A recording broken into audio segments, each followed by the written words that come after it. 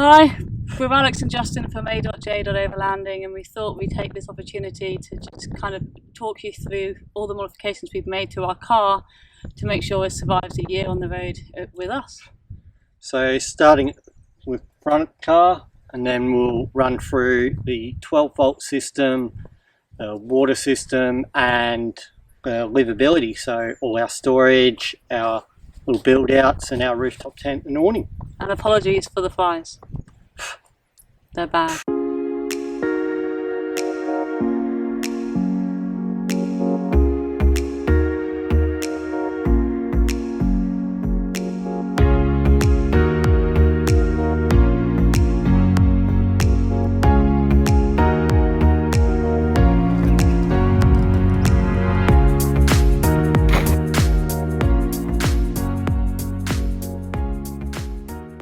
So this is our review on our 2006 Prado 120. It's got the 1KZ engine in it.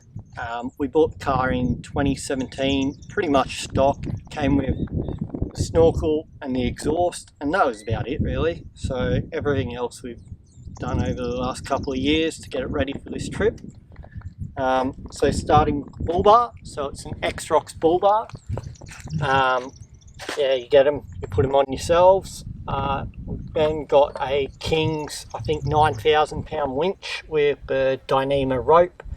We've just put the num plate on these dodgy hinges from Bunnings so we can use that. Then we've got these 4.5 inch King's spotties. I mean, they're not going to rock your world, but they're better than the headlights. They give us a good amount of distance, not much spread. And then we've got an AM/FM whippy antenna, just because we love having radio. Underneath the car we've got a eBay special bash plate, says Prado, so it must be good. And then at the front of the car we've also got a Anderson plug which runs all the way back to the DC-DC charger for our solar panel, just so you don't have to pop on it or have a door open. You can just plug it in, leave it, and that works best for us. And then going up here we've got a bonnet scoop off an earlier model Hilux. It was quite clearly white before I painted it silver and it got scratched. Just gets a bit more cold air into the engine bay. These top mount intercoolers are pretty ordinary, so anything you can do to help it out. In the engine bay we've got the King's winch controller which we plug into, just mounted in this corner. We've got just a cranking battery came with the car, I think it's a Century, and we put a secondary fuel filter into it. So going through places like the Simpson Desert, there's always that issue of getting dirty fuel, especially in Australia in general, so you just don't want to take a risk when you're that remote. And we put that in before we started the trip.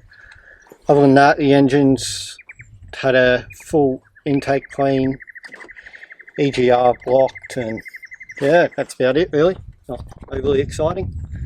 Coming around the side of the car, we've got a couple of the tools we use for the car. So behind my seat we carry where the solar panel normally goes.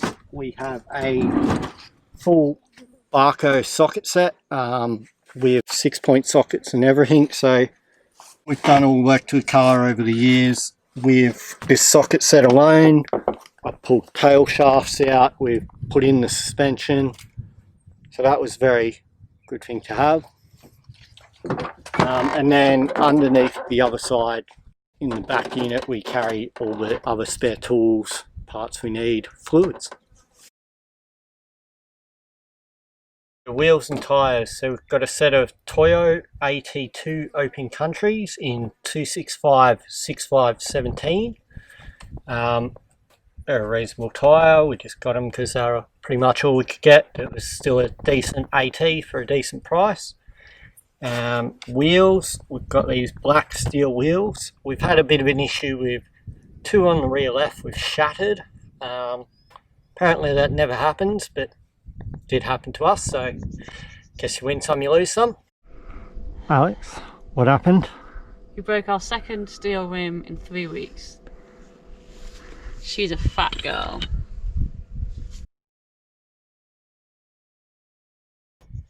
Suspension and lift, we've got a 2-inch lift in the car. It's a bit sagged because it's not quite weighted properly, so we're looking to fix that at some point soon.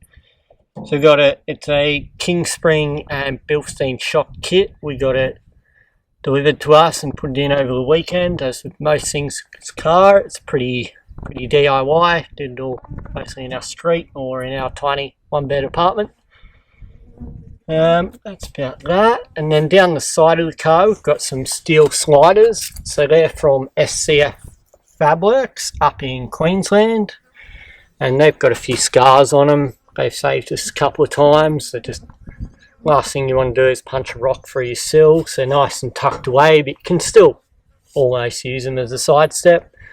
And then under the car we've got a K-On fuel tank bash plate. So that was not the cheapest item, but with the Prado 120 having a 180 litre fuel tank, the bottom tank sits quite low, and I just figured you spend the money to protect it, do it once. And then at the back of the car,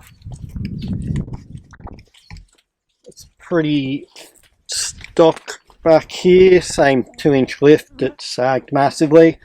And then we've just cut this rear bumper off because we went out full driving out near home and ended up getting wedged and destroying it anyway, so just cut it back to give us a bit more approach angle at the rear, or departure angle, whatever you want to call it, and made up some dodgy mud flaps out of our rubber mat. And then at the very back of the car we've got this bin bag. It's a Bush Ranger bin bag. It's got one spot for rubbish, one for recycling, and just for wet gear or axes and kindling, so it's pretty sweet for a bin bag. Hard to get excited about. Welcome to the interior.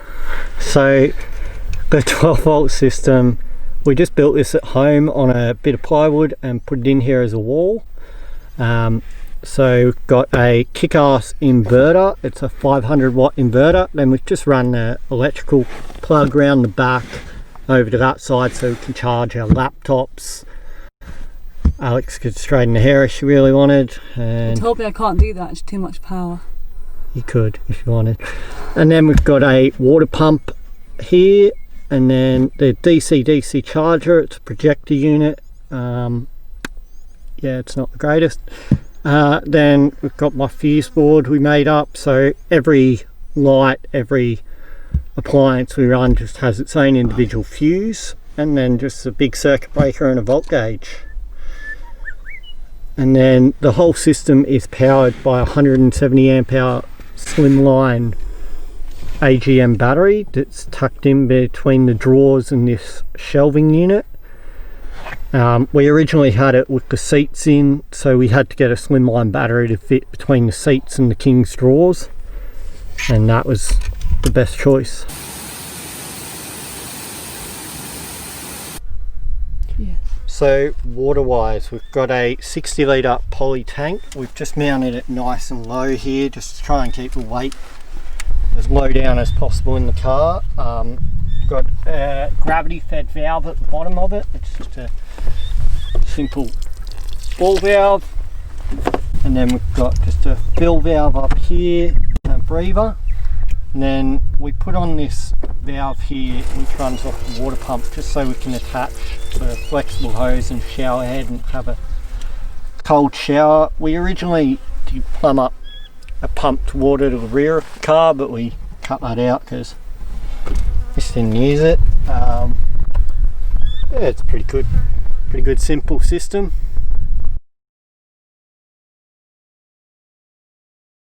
So, livability of the car. Obviously, touring around Australia for a year in this, there are quite a few mods that you have to do. The most important one is the tent and where you sleep. We've gone for the Black Series Max tent and the 270 awning. We did have all King's gear, but we quickly changed due to ease of setup and quality. And I'll show you how quick that is now. There's a few buckles around this. I've already undone the other sides. Now the Max essentially has that as the difference between that and the Black series.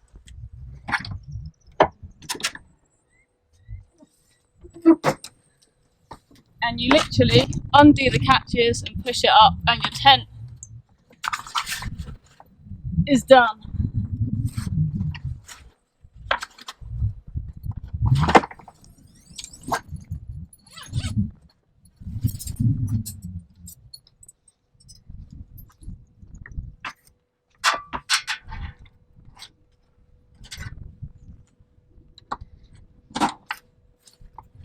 As you can see, it's huge inside because of the top bit coming up, which means that it's real bad weather, we can hide out in there, and if it's really hot you've got windows on each side.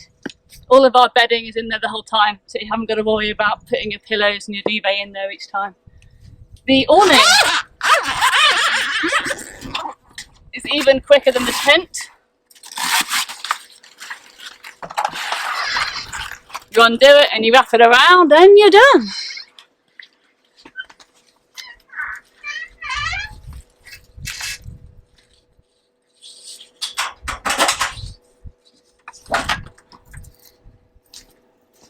No poles required, and it only needs to be pegged if it's wet or really, really windy. So there are kind of most expensive mods, I should say, to the car. Then let's start at the front. We haven't changed much in the front. The only thing we've really done is put in a organizer in the middle, and that has sun cream, bug spray, anti-bac, pens, etc. that you need to get to every day. Other than that, we just used the center console and the glove box for storage that were already there. The next main mod is this awesome hat rack. So with the Cobras, they're really annoying to store. So it's just 2 bits of elastic which can store both of our hats. Then onto the wardrobe section really. So our 8-seater car is now a 2-seater. And what we've done in the middle section is we essentially went to Bunnings and used this Connexit kit to do a custom kind of wardrobe and shelving unit for us. A water tank at the bottom because it's the most heavy. You can still use the footwell if you need it. And then we've got these boxes for all of our clothes. I think we've got 10 boxes in total. Started out a 5 and 5. It's definitely now 6 to me and 4 to Justin. Toothbrushes, toothpaste, toiletries are in there. If we need to charge things, water, camera gear up top. We also have a little light at night so you can see when you want to get your clothes out. Moving round to the best section, they say that the heart of any home is the kitchen, and that's definitely the case even on an off-road home. One of the main things we've done, which is quite common for a Prado or any sort of backdoor car, is a drop-down table. So that just hinges off the back door, and that's our main table that we use the majority of the time. We've also built kind of a cutlery and utensil drawer out the back, and we literally just have what we need. So 2 knives, 2 forks, 2 spoons, and some of the key utensils that we use every day. It just means that you're not going into a box or a bag to grab what you need quickly. Plates are in what used to be the toolkit for the car, and a paper towel holder, because a paper towel is basically a key ingredient for off-road. You'll also notice that we've got this solar screen here, so we have these on all the back windows, and they're absolutely great. They keep the sun out, they keep it cool inside, and they also make sure that no one can see in. Moving round, King's drawers. Most Overland cars will have a drawer system in them. We've gone for the King's Titan because they were cheap but functional. We've stacked them on top of each other because we didn't want the fridge on the drawer, because we wanted to keep weight down low, and we didn't want to have to really look in over the top. We've also cut them back, so there's normally an overhang here and a handle, but we have our second battery behind them, so this allowed us to have the drawers and the battery and then what were the seats before we took them out. My next favourite thing that Justin has done is this little table here. So it's literally a piece of wood that sits on top of the drawer. You can push it out the way, but it means you've got more bench space in a kitchen, which, you know, everyone always wants when they're buying a house. It's heat proof. Yeah, it's perfect. In the drawers we use the canvas bags that everyone does. They're so good, they keep the dust out, they allow you to grab things out and get to the next one in one go. More cooking utensils and dry foods are basically in here. Keep weight low. Top is basically coffee gear, cleaning gear, and a bit more electronics. Electronics being up high. Moving around, our fridge freezer, we've got the CFX 75 dual zone. It's bigger than a lot of fridges that people take, but we have found that extremely useful. It means we can do a big shop in town and then go out in the bush for a few weeks without needing to find a shop. We also are using it as a fridge and a freezer quite a lot. It enables you to buy frozen vegetables, freeze meals, and most importantly have ice creams and Zooper Doopers for when it's really hot. It does struggle a little bit when it's hot outside to keep it cool, and it puts quite a lot of pressure on the battery sometimes. We've built, just again, we went to Bunnings, got some wood and built a frame around it, which means we can put things on top and down the side whilst keeping airflow and not having things fall into the gap whenever you take the fridge out on the fridge slide. This bit of odd wood is built like this because our table folds and slides into here, which is really good, and then it also means you've got a bit more airflow for the fridge.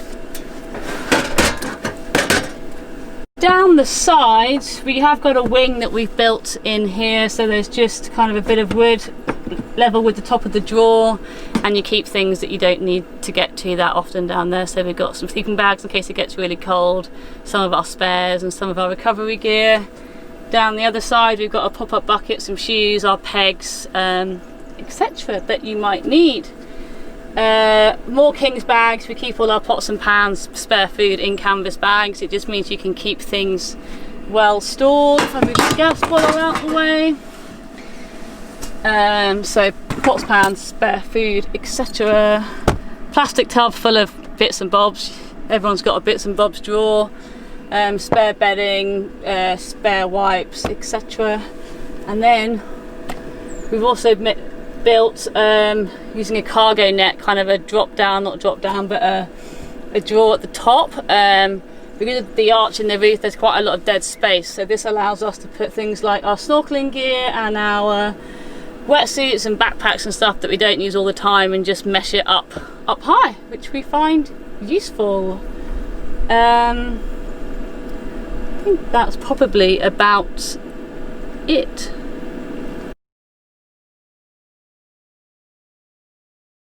So the other key thing, which is not that important now, but is lighting and electrical.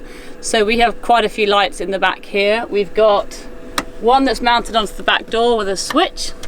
They are the cheap Aldi lights that used to be able to change colour, but they broke and they're now in all colours, but that works for us. We also have a King's strip light at the back, which has a dimmer switch, which is great because you can turn it up and down. It wasn't an orange light, so we tried to highlight it orange. Mixed reviews on how successful that was and how good our highlighting is, but it works a little bit.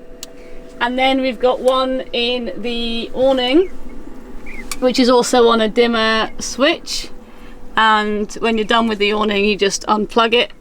But that allows you to sit out under the awning and have some light if you need it.